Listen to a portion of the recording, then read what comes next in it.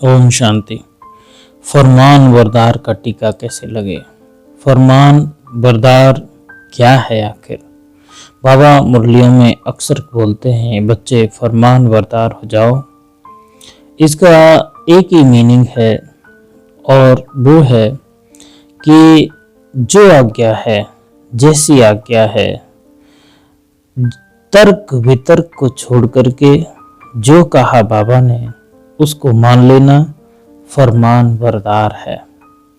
बाबा ने कहा मुरली रोज पढ़ो, रोज सुनो, ये फरमान बरदार आज्ञा पालन हुआ। वो नहीं कि जैसे उसी तरह से है जैसे हम डॉक्टर के पास जाएं और अपनी बीमारी को छिपा लें तो रोग पूरा नहीं निकल सकता है, बीमारी खत्म नहीं होगी। वही है, हम बाबा को फरमान बरदार कहते हैं कि बाबा जो आप कहेंगे, जैसा कहेंगे हम वैसा ही करेंगे। आप पर हम मर्जीवा हैं क्योंकि आप हमें पतित से पावन बनाते हो। मोक्ष धाम की जो अभी संगम युग में यात्रा चल रही है उसमें ले जाने के लिए जो जो बाबा कहे वो फरमान बरदार है।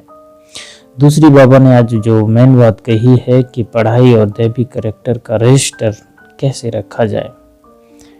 जो भी हम कर्तव्य विमूढ़ होकर के बाबा के आदेशों का पालन करते हैं और शाम को सोते वक्त जैसे बाबा बार बार कहता है बच्चे अपना पोता मेल दो, उसी तरह से हम देवी कैरेक्टर का कि आखिर हमें कितने गुण धारण किए हैं।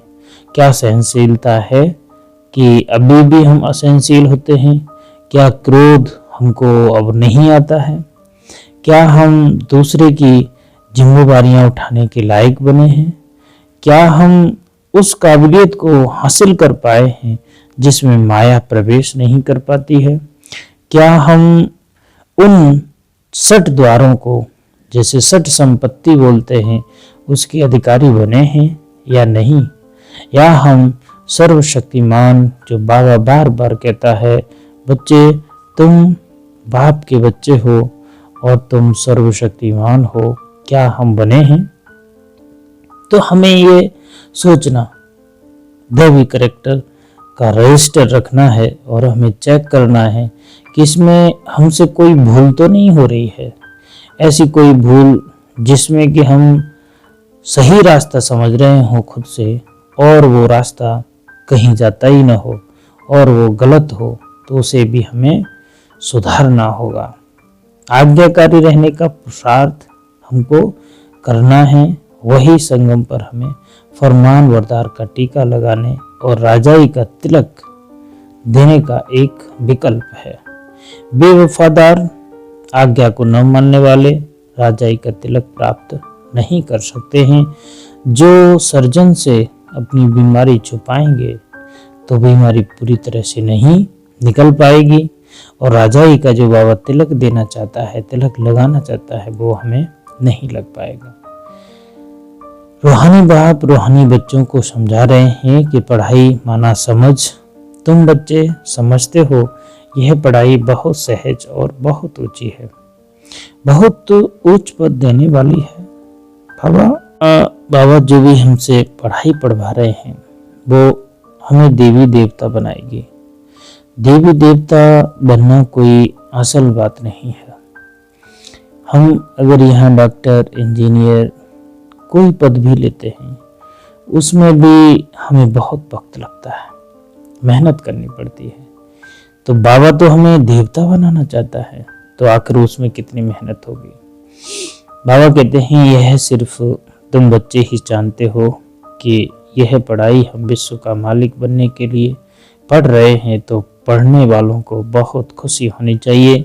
कितनी ऊंची पढ़ाई है यह, वही गीता एपिसोड भी है, संगम पर भी है।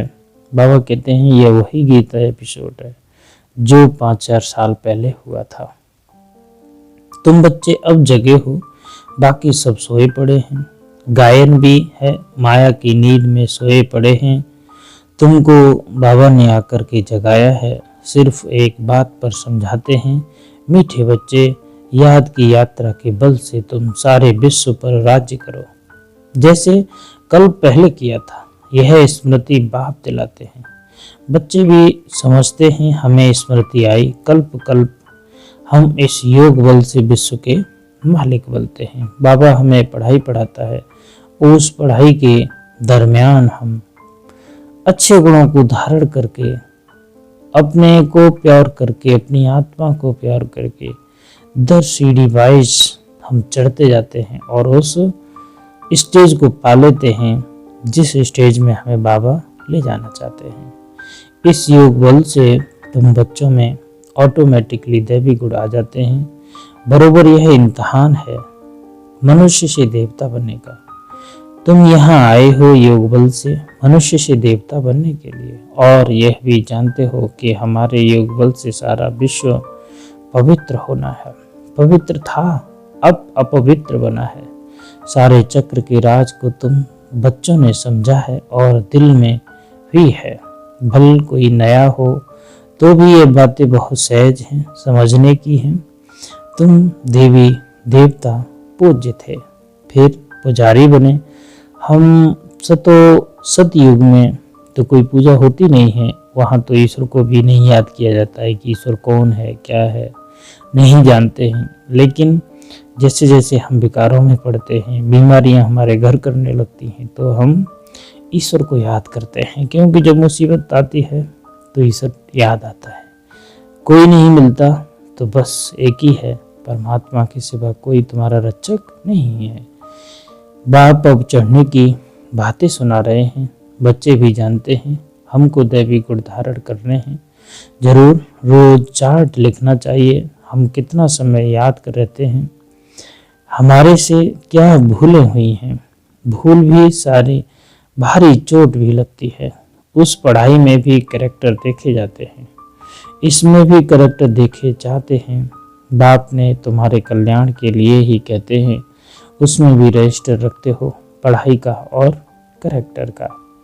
पढ़ाई का रजिस्टर कितने पढ़ाई करी, दूसरा कैरेक्टर का रजिस्टर।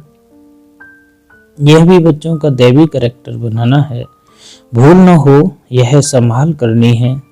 मेरे से कोई भूल तो नहीं हुई, इसीलिए कचहरी भी करते हैं, और स्कूल आदि में कचहरी नहीं होती है।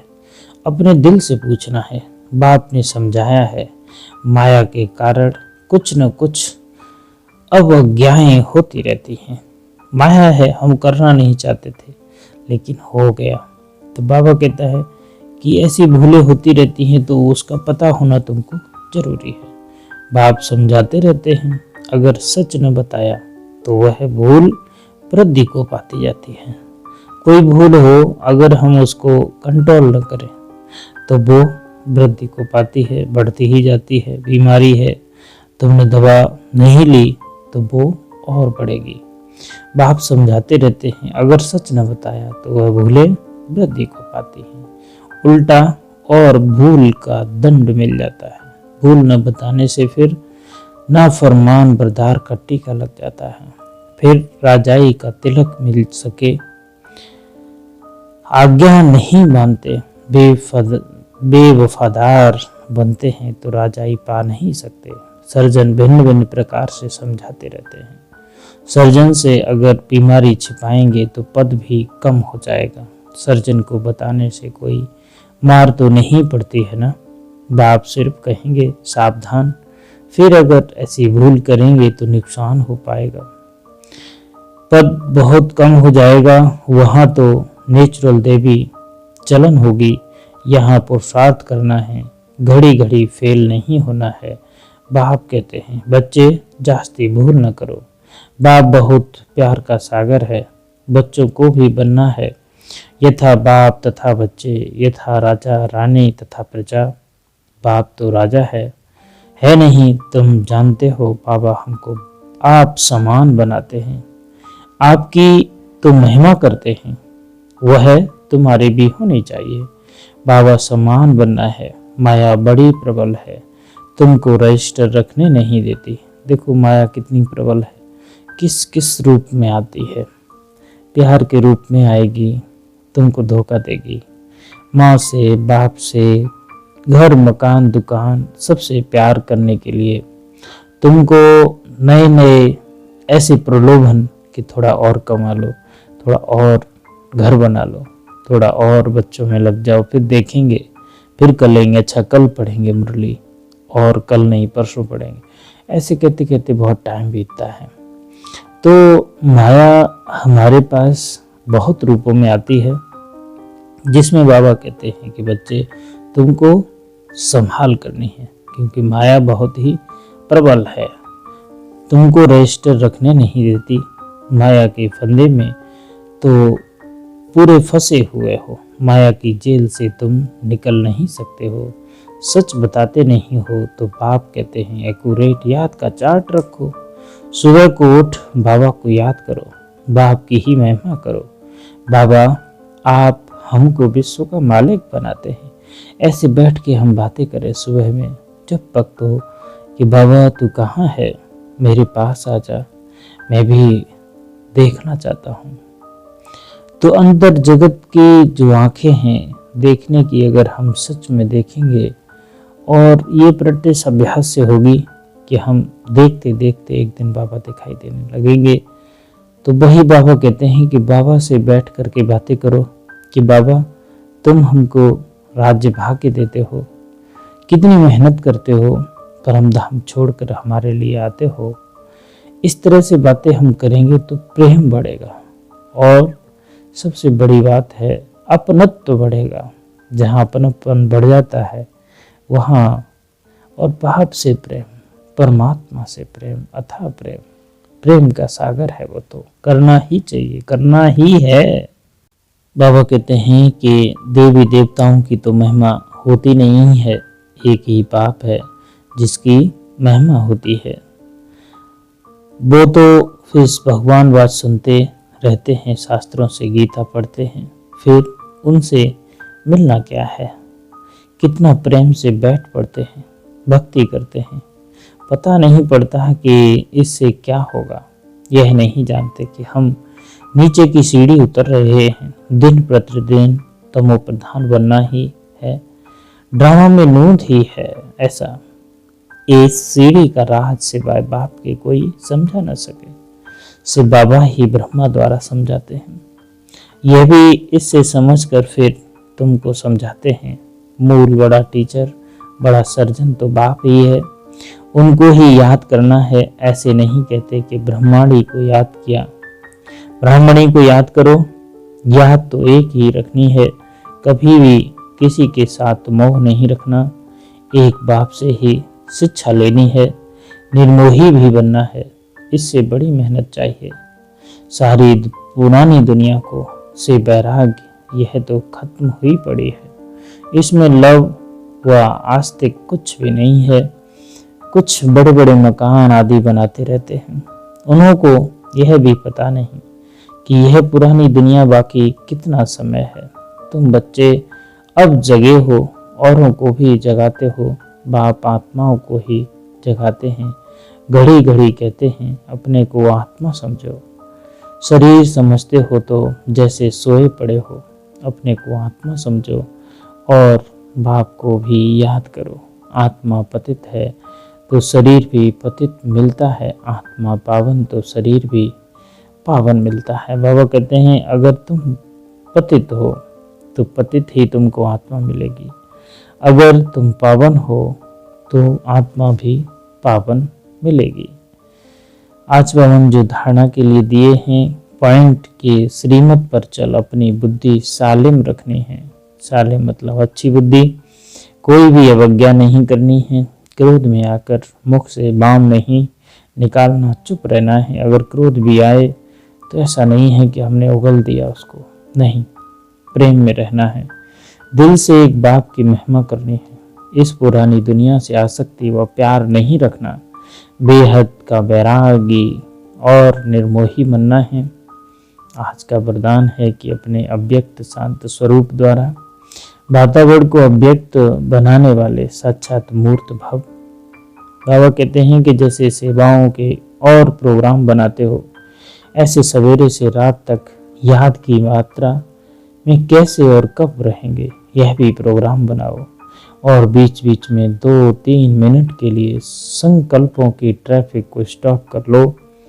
जब कोई व्यक्त भाव से ज़्यादा दिखाई दे तो उसको बिना कहे अपना अव्यक्त शांत रूप ऐसा धारण करो जो वह भी ये सारे में समझ जाए। इससे वातावरण अव्यक्त रहेगा, अनोखापन दिखाई देगा। आप साक्षात्कार कराने वाले साक्षात मूर्त बन जाएंगे। स्लोगन है कि संपूर्ण सत्यता ही पवित्रता का आधार है। ओम शांति।